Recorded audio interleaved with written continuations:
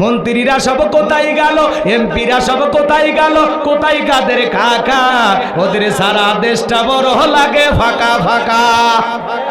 পালাবো না পালাবো না পালাবো না, যাই না তাদের দেখা, ওদের সারা দেশটা বড় লাগে ফাঁকা ফাঁকা। আইন মন্ত্রী আটকে গেল আইনেরই ফাঁকে, দাড়ি সারা দরবেশটারে ভণ্ড ভণ্ড লাগে। শুনেছি ভাই কত নেতা নেত্রী খাইতেছে ভাই ডান্ডা, বিচারপতি কালামানিকের ফাটিয়েছে নাকি আন্ডা। এটা আমার খবর না, মিডিয়ার খবর, কথা বলে ঠিক কিনা। এই বিচারপতি শামসুদ্দিন মানিক আল্লামা সাইদি হুজুরকে মৃত্যুদণ্ডের রায় দিয়েছিল। আমরা বলতে চাই ওই একই ট্রাইব্যুনালে বিচারপতি মানিককেও মৃত্যুদণ্ডের রায় দিতে হবে। এই বিচারপতি মানিক 116 জন আলেমের তালিকা করে দুদকের কাছে জমা দিয়েছিল। আমার মতো গাইবান্দার বক্তার রোল নাম্বার ছিল 23। কত নাম্বার?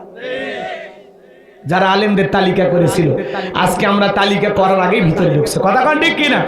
ফলকের ঝলক গেল, ফলকের ঝলক গেল, থামিয়ে নেটের চাকা, ওদের সারা দেশটা বড় লাগে ফাঁকা ফাঁকা। কোথায় গেল সংসদেতে মমতাজের গান, কোথায় গেল হযরত বলা স্বামী মুসলমান।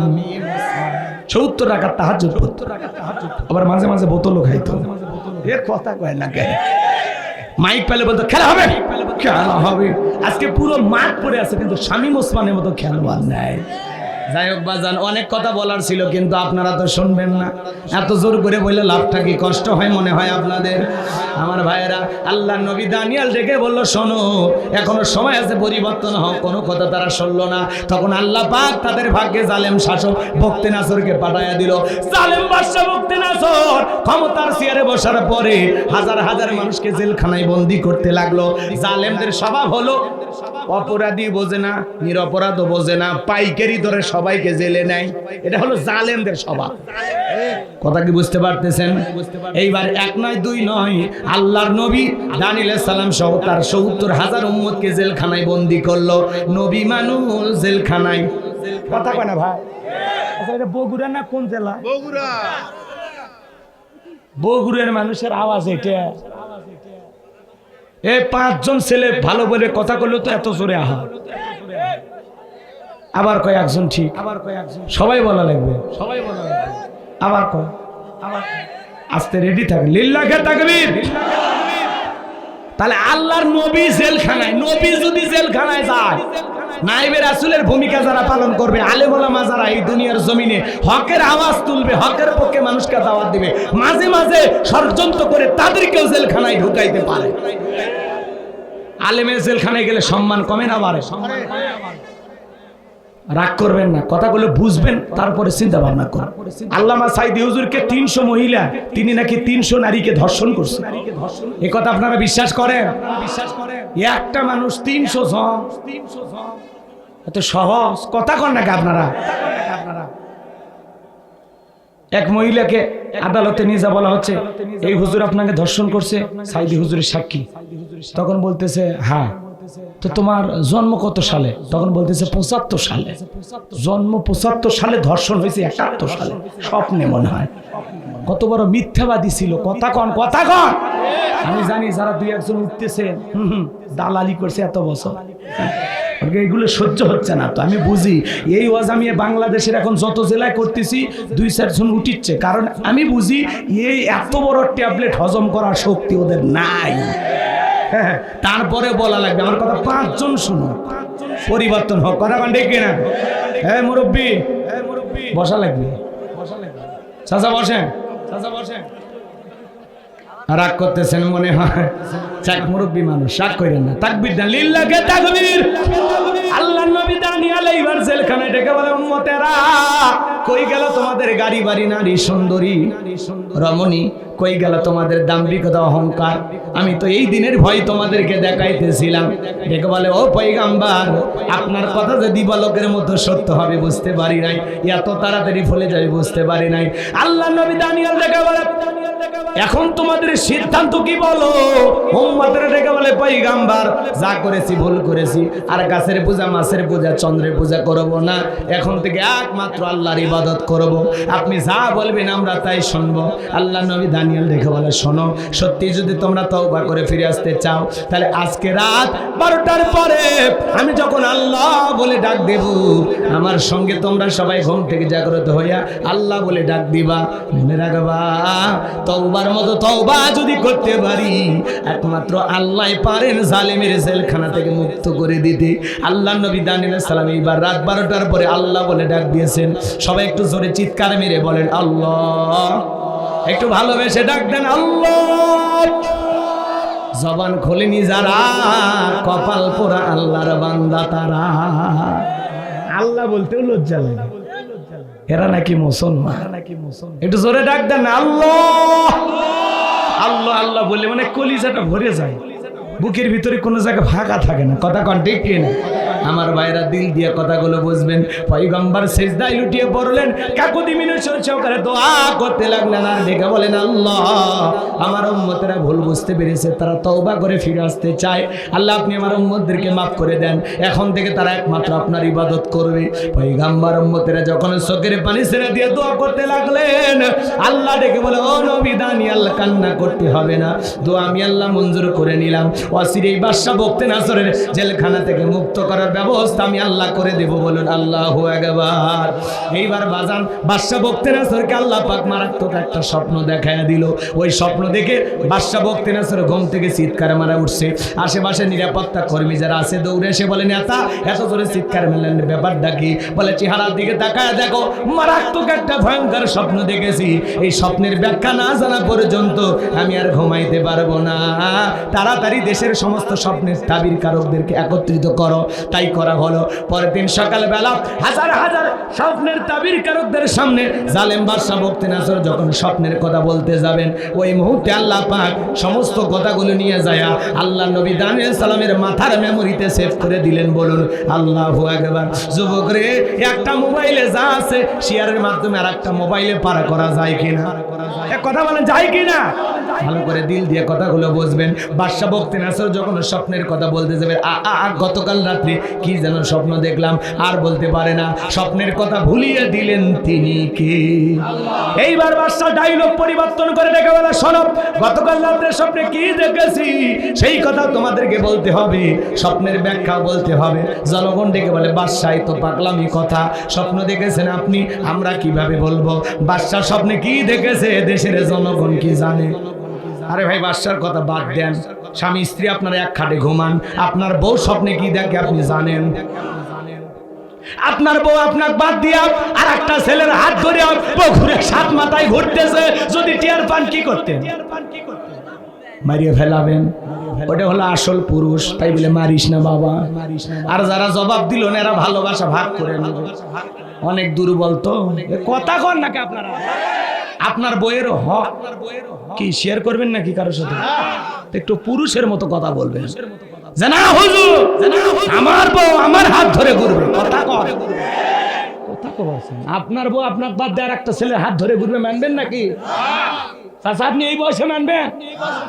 রাগ করতেছেন নাকি আপনারা? শোনেন এই কথা, রাগ করেন না আমার ভাইয়েরা। আবার আপনি যদি আপনার বউকে বাদ দিয়ে স্বপ্নে আর একটা মেয়েকে নিয়ে সাত মাথায় ফুচকা খান, আপনার বউ যদি টের বাইরে কি করতো? ঝাঁটা দিয়ে পিটে তো। কথা কম না কেন? স্বপ্নে দেখেন না? স্বপ্নে দেখেন না? মাঝে মাঝে স্বপ্নে দেখেন সাপটা তারা করছে, সাপ ঘুমোর থেকে উঠে দেখেন না সাপ আর নাই। মাঝে মাঝে স্বপ্নে দেখেন বাড়ি ঘরে আগুন লেগে পুড়ে শেষ, ঘুমোর থেকে উঠে দেখেন না সব ঠিকই আছে। মাঝে মাঝে স্বপ্নে দেখে আমি মারা গেছি, বউ বাচ্চা কান্নাকাটি শুরু করছে, ঘুমোর থেকে উঠে দেখে না বেঁচে আছি। স্বপ্ন তো স্বপ্নই, কথা বলেন ঠিক কি না? যুবকেরাও স্বপ্ন দেখে, পুরো ঘরে নায়িকাদের ছবি দিয়ে সাজানো, ঘুমানোর আগে ওই নায়িকাদের চেহারা দেখা নফল মনে কর। ঘুমানোর আগে ঘরে ঢুকে একবার করে লাইট দিয়ে নায়িকাদের চেহারার দিকে তাকায় আর বলে হারি এরকম একটা বউ যদি ভাইতাম কপালটা খুলে যাইতো। কথা কর না কে? এবার ঘুমের ঘরে দেখে ওই নায়িকার বুকের উপর। কথা কন ঠিক কিনা? যুবকেরাও স্বপ্ন, এখনকার যুবকেরা তো আপডেট, কথা কন নাকি আপনারা? আপনাদের আপনাদের এলাকার ছেলেরা ভালো, মাঝে মাঝে দেখবেন মগার মগি বাগবাকুম পায়রার মতো কলেজ ক্যাম্পাসে বিভিন্ন অলিতে গলিতে পার্কের সিপাই একে অপরকে এমন ভাবে সাইপে ধরে মনে হয় আজরাইল আসলে ছেড়ে দিবি না। কথা কন, এমন ভাবে সাইপে ধরে। রাগ করেন না বাজান। এক যুবক আর যুবতী সাত মাথায় গেছে বগুড়া ফুসকে খাওয়া। এবার বান্ধবী বলতেছে তুমি আগে খাও, ছেলেরা বলতেছে না তুমি আগে খাও। হ্যাঁ, কার সময় বেশি? সময় আপনারা অনেক বেশি, তাহলে ভাইকে যান। রাগ করতেছেন আপনারা? যুবকদের জন্য একটু বলা লাগবে না? চাচা খালি নিজেরটা 16 না বুঝতেছে। চলেন, 2 বাটি ফুসকে না, 2 জন দোয়া দরুদ পড়তেছে, কেউ আগে খায় না। মেয়ে বলতেছে অনেক কষ্ট করে মা বাবার চোখ ফাঁকি দিয়ে তোমার সাথে ঘুরতে বের হইলাম, তুমি যদি একটু তুলে না খাওয়াও তাহলে কি হইল? ছেলে তখন বলে আরে তোর কথাটা আমার কলিজায় লাগছে। এইবার ছেলেটা মেয়েটার মুখে ফুসকে তুলে খাওয়ায়। আপনাদের এলাকায় এরকম আছে না? না। আচ্ছা বলেন তো, বান্ধবীকে তুলে খাওয়াইলে একটা কবুল হজের সব পাওয়া যায় নাকি? বলেন সব না গুনাহ? কোন স্বামী যদি স্ত্রীর মুখে এক লোকমা খাবার তুলে খাওয়ায়, আল্লাহ রাস্তায় সদকা করলে যে সব হয়, স্বামীর আমল নামায় আল্লাহ সেই সব লিখে দেয়। আর তুমি বিয়ের আগে বান্ধবীর মুখে তুলে খাওয়াচ্ছ, হাই বিরিট শয়তান। খবরদার, বিয়ের আগে কোনো অবৈধ প্রেম ভালোবাসা করা যাবে। আজকে যুবকদের চরিত্র নষ্ট হয়ে গেছে খালি এই মোবাইলের কারণে। সারা রাত মোবাইল ঘাটাঘাটি করে, ইউটিউব ইন্টারনেট ঘাটাঘাটি করে, ইমো মেসেঞ্জারে বান্ধবীর সাথে সেটিং করে। হ্যালো জান, খাইছো ঘুমাইছো কি করো? মেয়ে রাগ করে বলে আজকে ভাত খাবো না, বলে তুমি না খেলে আমিও খাবো। নিজের বাবা খাইছে কিনা খবর নেয় না, মা খাইছে কিনা খবর নেয় না। বান্ধবী না খেলে দুষ্ট যুবকের মুখে খাবার ওঠে না। এরকম পাগলা আছে না? নাই? বেশি পাগলা হয়া ওই মেয়ে যখন ছেকা দিয়ে আর এক জায়গায় বিয়ে হয়, গান জামাত খায় আর কাছর ধাক্কা মেরে কই ভাইজান সাইতে। এরকম পাগলা আছে না? না। এই মোবাইল যুব সমাজকে ধ্বংস করে দিয়েছে। ঘরের দরজা লাগা দেয় একা একা মোবাইল অশ্লীল ভিডিও দেখ। দুষ্ট যুবক আছে না? নাই? দেশে মোবাইল আইছে, চিঠি বন্ধ হইয়াছে, দিওয়ানা বানাইছে, পোলা মাইয়ার মনের কথা ভাসে বাতাসে। থাক না বলি, সময় নষ্ট হবে আপনাদের। এত আস্তে কথা কন বলবো? জোরে বলেন চলবে? কারা কারা 2 হাত তোলেন? লিল্লাহে তাকবীর। দেশে মোবাইল আইছে, চিঠি বন্ধ হইয়াছে, দিওয়ানা বানাইছে, পোলা মাইয়ার মনের কথা ভাসে বাতাসে। ও দেখো পোলা পানের মন বাদা ফেসবুকে এখন, মোবাইলে চ্যাটিং কইরা কাটায় সারাক্ষণ। এই মোবাইল পাইয়া দেখো মদনের মাইয়া, এই মোবাইল পাইয়া দেখো মদনের মাইয়া কি কাণ্ড ঘটাইছে, স্বামী সংসার রাইখা নাকি পালাইয়া গেছে। 2 বাচ্চার মা 4 বাচ্চার মা ভাইগে যাচ্ছে, কথা কয় না গো। ওদেশে টিকটক আসিয়া সব গেল ভাসিয়া, সিদ্দিক সোরা নায়ক হইছে আইডি খুলিয়া। এই মোবাইলে হাই কি জাদু আছে ভাই, পোলাপান বুঝাছে, পড়ালেখা তুইলা রাখছে সপ্তম আকাশে। না, এলাকার ছেলেরা ভালো, বগুড়ের যুবকেরা সব জিন্দা ওলি। রাগ করতেছেন বাজার? এইবার বাদশা ডেকে বলে শোনো, স্বপ্নে কি দেখেছি সেই কথা বলতে হবে, স্বপ্নের ব্যাখ্যাও বলতে হবে। জনগণ ডেকে বলে বাদশা স্বপ্নের কথা বলবেন, আমরা স্বপ্নের ব্যাখ্যা বলবো, কিভাবে আমাদের পক্ষে বলা সম্ভব? জালেম বাদশা বকতে নাসর ডেকে বলে কেন তোমরা নাকি গায়েব জানো? বলেন তো বাজান, আল্লাহ সারা দুনিয়ার কোনো মানুষ কি গায়েব জানে? যেই ভণ্ড বলবে আমি গায়েব জানি, ওরে ধরে নিয়ে যাবেন, আচ্ছা তারে অন্ধকার রুমে পিটাইয়া ছেড়ে দেবেন, আর বলবেন গায়েবী মার দিলাম, কারো কাছে বলিস না, ধ্বংস হয়ে যাবি। আল্লাহ সারা পৃথিবীর কোন মানুষ গায়েব জানে না। এইবার বাজান বাদশাটাকে বলে, শোনো 7 দিনের আলটিমেটাম দিলাম, 7 দিনের মধ্যে স্বপ্নে কি দেখেছি সেই কথা বলতে হবে, স্বপ্নের ব্যাখ্যাও বলতে হবে, না হলে 7 দিন পরে তোমাদেরকে ফাঁসি দিয়ে মারবো। এইবার বাজান গো আমার লোকজন চলে গেল, টেনশনে পড়ে গেল। জেলার যখন জেলখানা দিয়ে ঘুরতেছে, আল্লাহ নবী দানিয়েল দেখে বলে, জেলার দেখে মনে হয় টেনশনে আছেন, ব্যাপারটাকে আমার কাছে কইলা বলেন। এইবার জেলার বলল, বাদশা স্বপ্নে দেখেছেন কি জানো, আজকে বলতে যাবেন, জনগণের সামনে বলতে পারলেন না। এইবার বাদশা তাদেরকে 7 দিনের সময় বেঁধে দিয়েছে, ওরা না বলতে পারলে ওদেরকে ফাঁসি দিয়ে মারবে। আল্লাহ নবী দানিয়েল দেখে বলে, জেলার তুমি তোমার বাদশার কানে খবর পৌঁছায় দাও, তোমার বাদশা স্বপ্নে কি দেখেছে সেই কথা আমি জানি, স্বপ্নের ব্যাখ্যাও আমার জানা আছে। জোরে কোন মারহাবা। এইবার জেলার এক দৌড়ে চলে গেছে বাদশার কাছে, বাদশা আর টেনশন করা লাগবে না, আপনার টেনশনের ঔষধ পাওয়া গেছে, জেলখানায় একটা আসামি আছে, আপনি স্বপ্নে কি দেখেছেন স্বপ্নের কথাও জানে, স্বপ্নের ব্যাখ্যাও জানে। জালেম বাদশা বকতে না চলে ডেকে বলে, বাজান কই, বাজানকে আমার কাছে নিয়ে আসো, ঠেলার নাম বাবাজি। এইবার জেলার যা বলে, বাদশা আপনাকে ডেকেছে। আল্লাহর নবী দানিয়েল ডেকে বলে, শোনো আমার 70,000 লোককে গ্রেফতার করা হয়েছে, আমার একটা লোক জেলখানায় থাকা অবস্থায় আমি জেলখানা থেকে বের হব না। বাদশা যদি স্বপ্নের কথা জানতে চায়, স্বপ্নের ব্যাখ্যা জানতে চায়, আমার 70,000 উম্মতকে ছেড়ে দেওয়া লাগবে। আল্লাহু আকবার বলে। নবীদের কাছ থেকে নেতৃত্ব শেখা লাগবে। নবীরা কেমন নেতা ছিল, কথা কন। আর আপনি যাত্রার পিছনে মিছিল করতে যান, বল্টু ভাইয়ের চরিত্র, নেতা পাইছি আখ খান, ট্যাবলেট খান, ট্যাবলেট খান, ট্যাবলেট খান, যেখানে আমরা আছি সেখানে ট্যাবলেট খান, কবরে তোমরা কেন ওপরে। নেতার মিছিল করতে যায় বগুড়ে 7 মাথা থেকে 105 জন পুলিশ ধরে নিয়ে গেল নেতা সহ। নেতার কাছে তো জেলখানা শ্বশুর বাড়ির মতো, সকালে ঢোকে বিকেলে বের হয়, পাওয়ার আসলে বের হয়। আর আপনি গরিব জনগণ রিক্সা চালান, ভ্যান চালান। যদি নেতা সত্যিকার নেতা হতো বলতে, আমার জামিনের ব্যবস্থা না, এই রিক্সা চালক ভ্যান চালক শ্রমিক এরা আমার মহব্বত করে আমার মিছিল করতে আসছে, আমার একটা কর্মী জেলখানায় থাকা অবস্থায় আমি নেতা বাহিরে বের হব না। যেই নেতা আপনার বিপদে পাশে থাকবে, যেই নেতা আপনার দুঃখে কাঁদে, সুখে হাসে, আপনি 6 মাস জেলখানায় থাকলে আপনার পরিবারের মুখে খাবার তুলে দেয়, সন্তানদের পড়াশোনার খরচ চালায়, এমন নেতার পিছনে থাকবেন না। যাত্রার পিছনে স্লোগান দিয়ে বউ বাচ্চাকে বিপদে ফেলবেন না, খবরদার। বুঝে শুনে পা ফেলবেন, বুঝে শুনে। কোন নেতা আপনার ভাগ্যের পরিবর্তন করে দেবে না, নিজের পরিশ্রম করেই খাওয়া লাগে। কথা কয় না, কেউ ভাত তুলে খিলাবে, কাজ না করলে এমনি বিকেছে টাকা ঢুকবে, মজা লাগবে। এই জন্য নেতা বুঝে শুনে ধরবেন, নেতা বুঝে শুনে। হ্যাঁ, কথা কবার জানা, ওইটাই ঠিক। চাচা ঠিকই কথা কয়, খালি আপনার খালি দেখে কিন্তু কথা কয় না। মানে আমাকে দেখে অবাক হয়ে গেছেন আপনারা নাকি?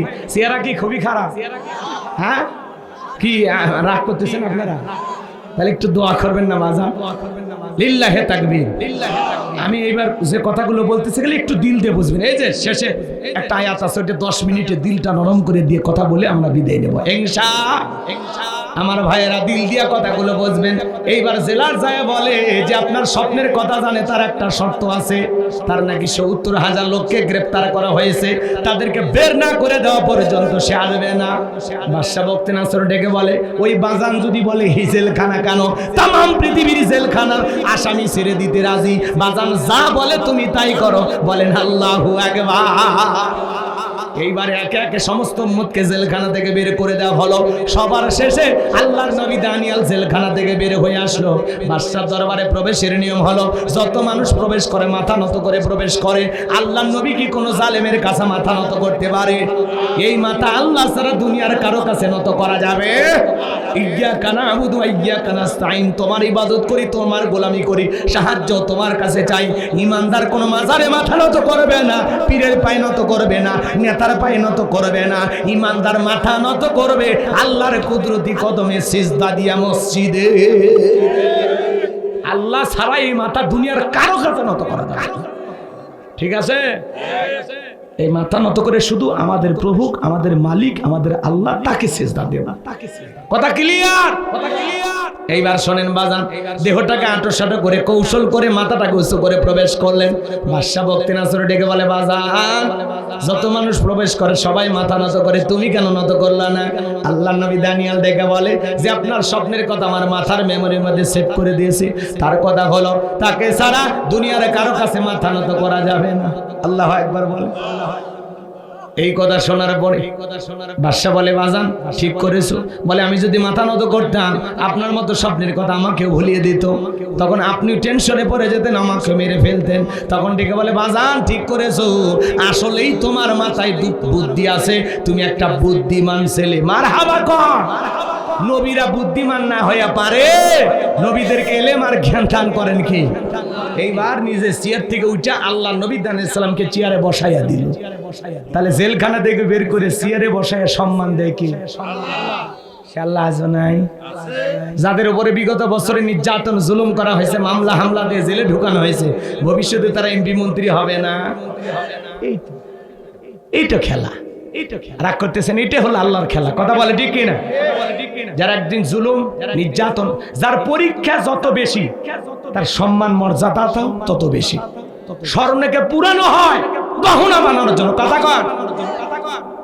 অনেক যুবক দেখবেন এক মেয়ে ওই যে কলস চেনেন না, মাটির কলস, কথা কয় না গো, ওই কলস নতুন বউ কি সুন্দর একটা শাড়ি পরিয়া কলসটা, এটা কি বলেন আপনারা? কমরের মধ্যে নিয়ে কি সুন্দর করে নদীর ঘাটে পানি আনার জন্য যাচ্ছে। যুবকেরা দেখে বলে, ইস মানুষ না হয়ে যদি একটা কলস হইতাম। কথা কয় না কে? কলস তখন স্লোগান দেয়, আমি এমনি এই জায়গায় আসছি, আমারে কোদাল দিয়ে ছুটাইয়া দেহ ক্ষত বিক্ষত করছে। এরপরে কুমার বাড়িতে নিয়ে যায় আমারে গোল করে কয়েকদিন পানিতে চুবাইয়া রাখছে। এরপরে আমারে পিটাইয়া চেষ্টা করছে, রোদে শুকায় আবার ভিজায়, আবার রোদে শুকায় আবার ভিজায়। এরপরে গোল করে সুন্দর কইরা পড়াইয়া একদিন গোপন রুমের ভিতরে নিয়ে গেছে, অন্ধকার। আমি তো কান্দাকাটি শুরু করে দিছি। পরে আগুন লাগাইয়া আমারে পুরাইয়া, তাও বাজারে গেছি, মানুষ আমারে কেনার আগে টোকা দিয়ে দেখে। এত সহজে আমি মাজা দখল করি? এই জায়গায় আসতে অনেক পরিশ্রম করা লাগছে। কথা কোন ঠিক কি না? বিয়ে করেন আপনি বিয়ে করে বউ বাসর ঘরে ঢোকার আগে আপনার বউয়ের দেহটা দখল করে ফেলে দেয় স্বর্ণের সিল, কান দখল করে কানের দুল, স্বর্ণ। হ্যাঁ যুবক, তুমি কি মনে করো? আরে মানুষ না হয়ে যদি ওই মহিলার গলার সিন হইতাম, অতই সহজ। স্বর্ণ আগুনে পুড়ে পুড়ে পুড়ে পুড়ে গহনা তৈরি হয়েছে। কথা কোন ঠিক কি না?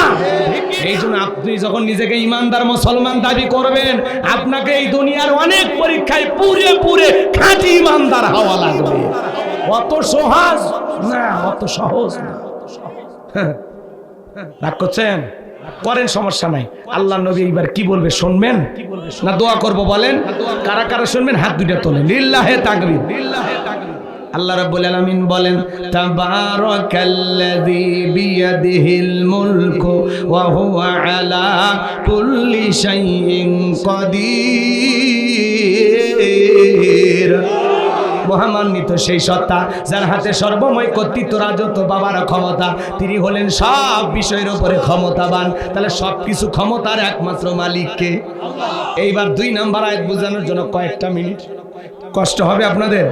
2 নাম্বার আয়াত আল্লাহ বলেন, আল্লাযী খালাকাল মাউতা ওয়াল হায়াতা লিয়াবলুয়াকুম আইয়ুকুম আহসানু আমালা ওয়া হুয়াল আজিজুল গফুর।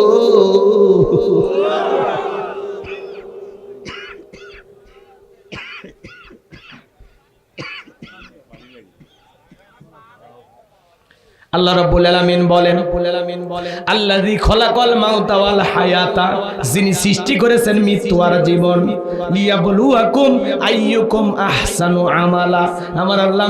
আমার আল্লাহ ডেকে বলেন, আমি পরীক্ষা করে দেখব আমলের দিক দিয়ে কার আমল কত বেশি সুন্দর। যার আমল ভালো তার আখিরাত ভালো। আল্লাহু আকবার বলেন। আমল সুন্দর হওয়া লাগবে। এদিকে এদিকে যুবক, আমার কথা শোনো বাবা। লিয়াবলুয়াকুম আইয়ুকুম আহসানু আমালা, আল্লাহ বলে আমি পরীক্ষা করে দেব আমলের দিক দিয়ে কার আমল কত বেশি উত্তম। দুনিয়াটা পরীক্ষার জায়গা, কথা কি বোঝেন?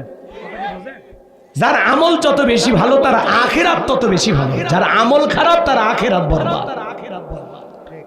আল্লাহ রাসূল বলেছেন, বিশ্ব নবী বলেন, ক্বালা রাসূলুল্লাহি সাল্লাল্লাহু আলাইহি ওয়াসাল্লাম, ইন্নামাল কুবরু রাউযাতুম মিন রিয়াদিল জান্নাহ আও হুফরাতুম মিন হুফারিন নার, রাহু তিরমিজি শরীফের হাদিস। বিশ্ব নবী বলেন, যে ব্যক্তির আমল ভালো মৃত্যুর সঙ্গে সঙ্গে আল্লাহ তার কবর জান্নাতের বাগান বানায় দিবেন, বলেন সুবহানাল্লাহ। ওই যে ওই ব্যক্তির কবর কেন জান্নাতের বাগান হয়েছে শুনবেন না? হযরত আলী আর আমর মনে আছে, আর বাদশার কথা মনে আছে। তিনটার মধ্যে দেখি কয়টা বলা যায়? রাগ করতেছেন? বাজান গো আমার, দিল দিয়ে কথাগুলো বোঝার চেষ্টা করবেন। আল্লাহ রাসূল বলেছেন, আও হুফরাতুম মিন হুফারিন নার, যার আমল খারাপ মৃত্যুর সঙ্গে সঙ্গে তার কবরটা হবে জাহান্নামের আগুনের গর্ত। আমার নবী যে এক জায়গায় বসা, জিবরাইল এসে বলে, নবী এই মুহূর্তে একটা আওয়াজ হইল, আপনি কি শুনতে পাইছেন? আমার নবী বলে, হ্যাঁ আমি শুনতে পেয়েছি। জিবরাইল বলে, নবী গো, আজ থেকে ৭০ বছর আগে আল্লাহ পাক জাহান্নামের গর্তের মুখে একটা পাথর ছেড়ে দিয়েছিল। এই মাত্র জাহান্নামের তলদেশে পাথরটা পৌঁছাইলো, আর এই পাথরটা পৌঁছাইতে সময় লেগেছে ৭০ বছর। কত বছর? আল্লাহ না করুক, আল্লাহ না করুক, আপনার আমার গুনাহের কারণে, অপরাধের কারণে আসমান জমিনের মালিক আল্লাহ যদি বেজার হইয়া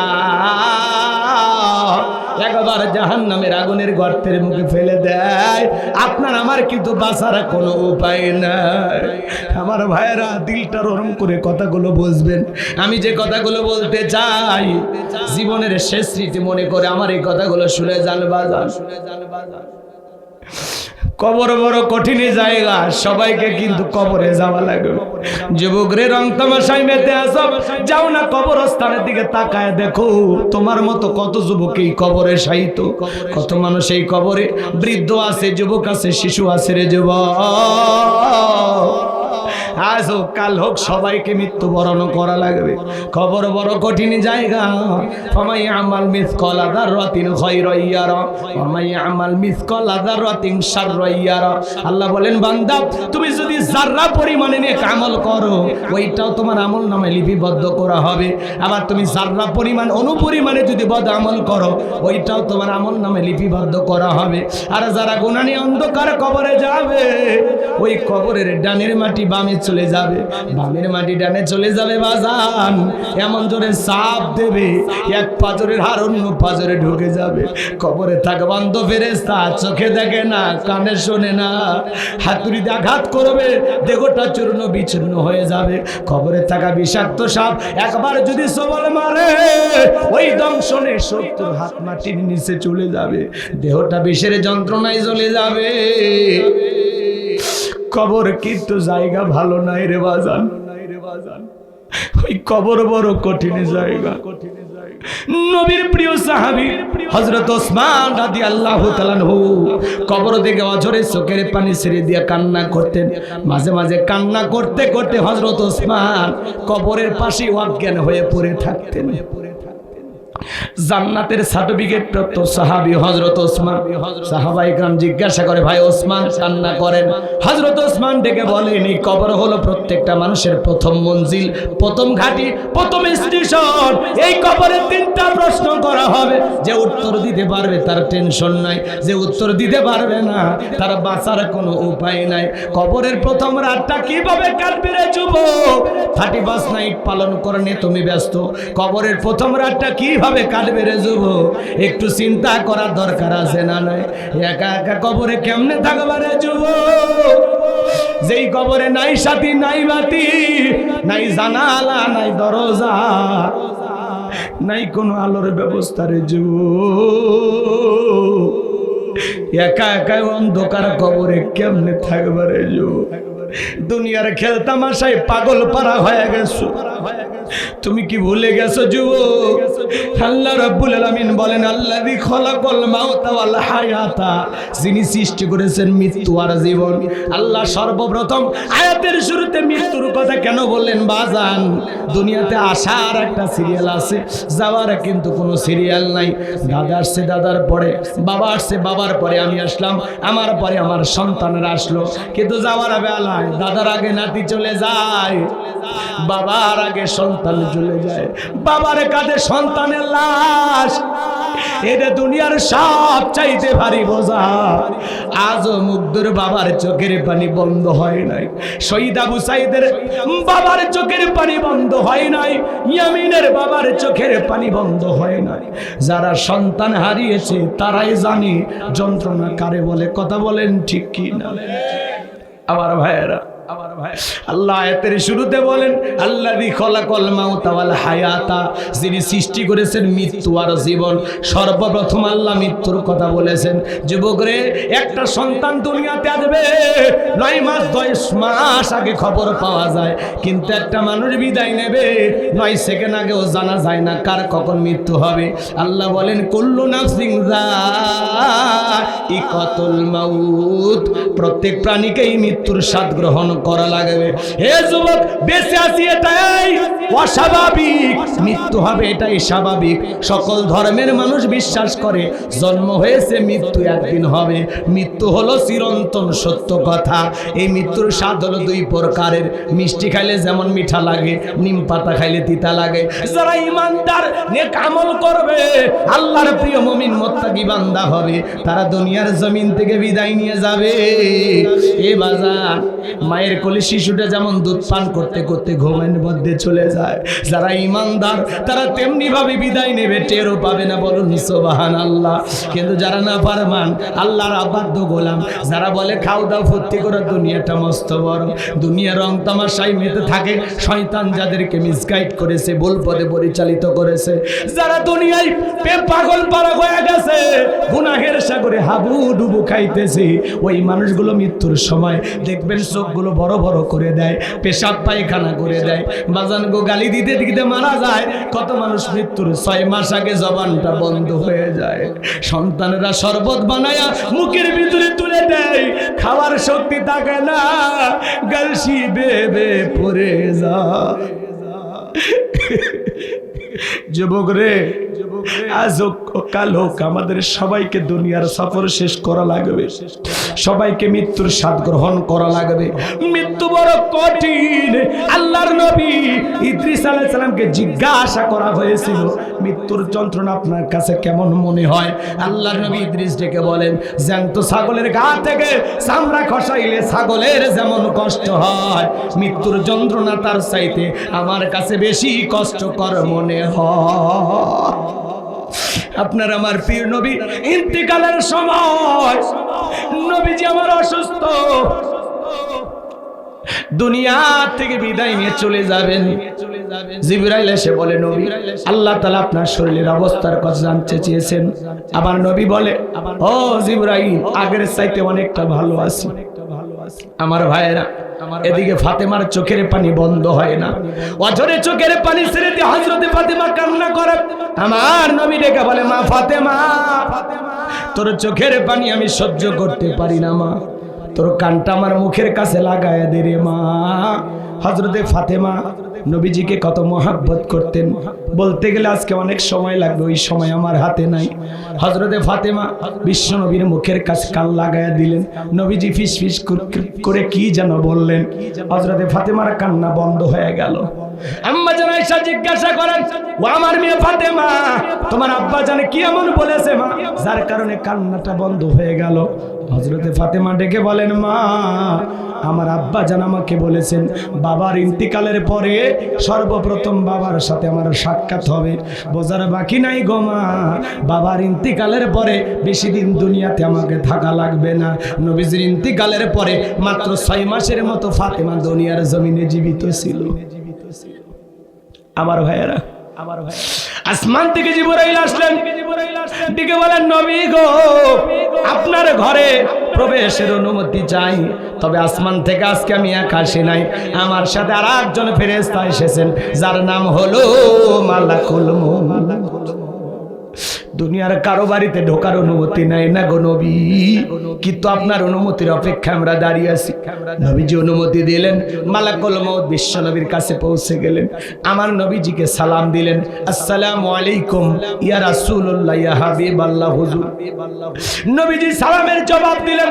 মালাকুল মউত ডেকে বলেন, নবী আপনি যদি অনুমতি দেন তাহলে আপনার জানটা আমি কবজ করব। আপনি যদি অনুমতি না দেন গো নবী, আমার আল্লাহ বলেছেন আমার বন্ধু অনুমতি না দিলে রে মালাকুল মউত এক সেকেন্ড দেরি করবি না, যতদিন মনে চায় আমার বন্ধু ততদিন দুনিয়াতে থাকবে। সুবহানাল্লাহ বলেন। আমার ভাইয়েরা, জিবরাইল বলেন, নবী আল্লাহ তাআলা আপনার দিদারের ইন্তজাম করতেছেন। আমার নবী ডেকে বলে, মালাকুল মউত আজকে যদি আমি তোমারে ফেরাইয়া দেই আর কি কোনোদিন আমার কাছে আসবা না? বলে আল্লাহ তাআলা যেদিন অর্ডার দিবেন আবারও আমি সেই দিন আসবো। আমার নবী ডেকে বলে, মালাকুল মউত আর আসতে হবে না, তুমি তোমার দায়িত্ব পালন করতে পারো।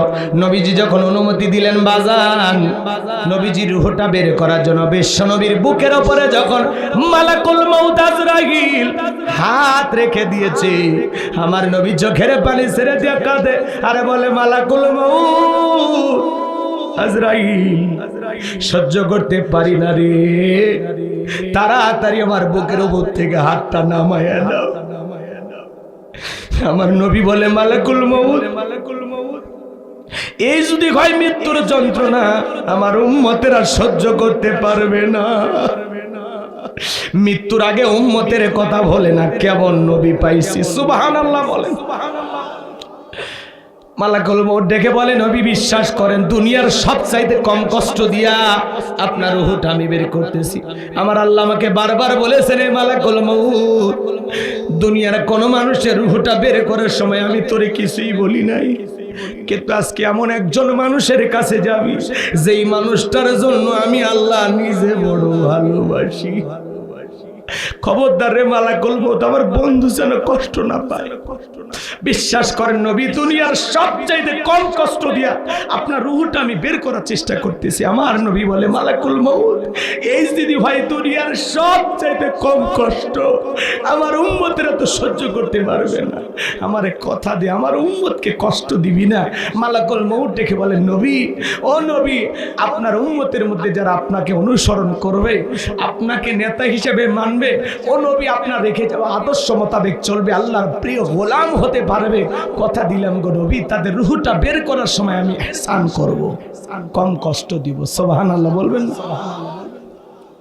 এইবার যখন দ্বিতীয়বার হাত রেখে দিয়েছেন, আমার নবী আবারও কান্দে আর রেখে বলে, মালাকুল মউত এ মালাকুল মউত তাড়াতাড়ি হাত নামায়া নে, আমি নবী আর সইতে পারি না রে, তাড়াতাড়ি হাত নামায়া নে।